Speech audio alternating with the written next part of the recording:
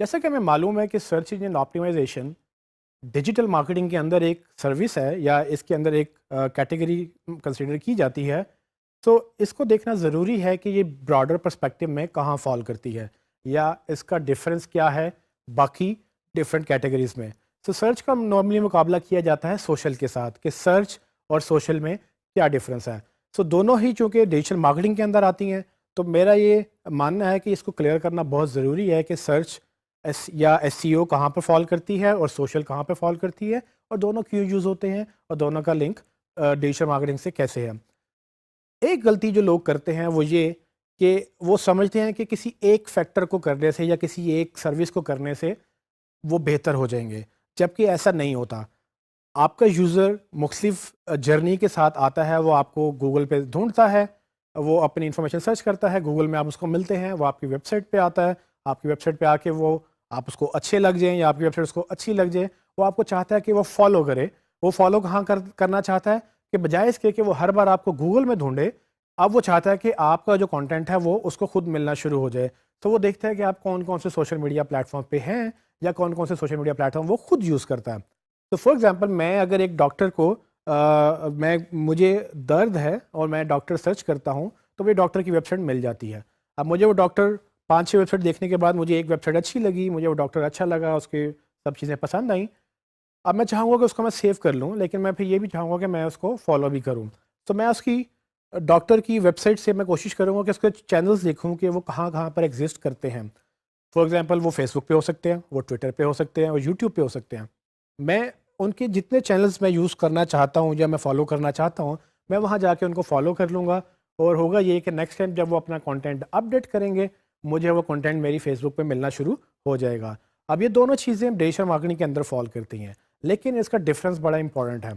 Difference ये कि लोग जो गलती करते हैं वो समझते हैं कि सिर्फ एसईओ करने से हम सक्सेसफुल हो जाएंगे, या सिर्फ सोशल मीडिया करने से हम सक्सेसफुल हो जाएंगे, या डिजिटल मार्केटिंग में हम बाकी काम करेंगे, ये दो नहीं करेंगे, या ये दो करेंगे बाकी नहीं करेंगे। ये गलत है। आपको हर चीज़ करनी है, लेकिन हमें सर्च मार्केटिंग के पर्सपेक्टिव से हमें ये देखना है कि ऑडियंस कहाँ पर है। So follow the audience is a golden rule. Follow the audience का मतलब ये है कि आप अपनी ऑडियंस को देखते हैं कि वो कहाँ पर है। सो दर्द कितने लोगों को होता है, वो एक बड़ी ऑडियंस है कि दर्द किसी को भी हो सकता है, डॉक्टर कोई भी ढूंढ सकता है।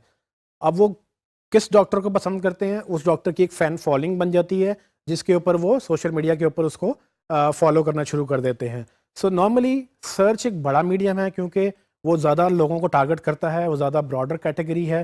किसी को भूख लगी है तो वो रेस्टोरेंट सर्च करेगा, और रेस्टोरेंट में अगर आपका रेस्टोरेंट है तो आप रेस्टोरेंट की सर्च में रैंक करना शुरू हो जाएंगे।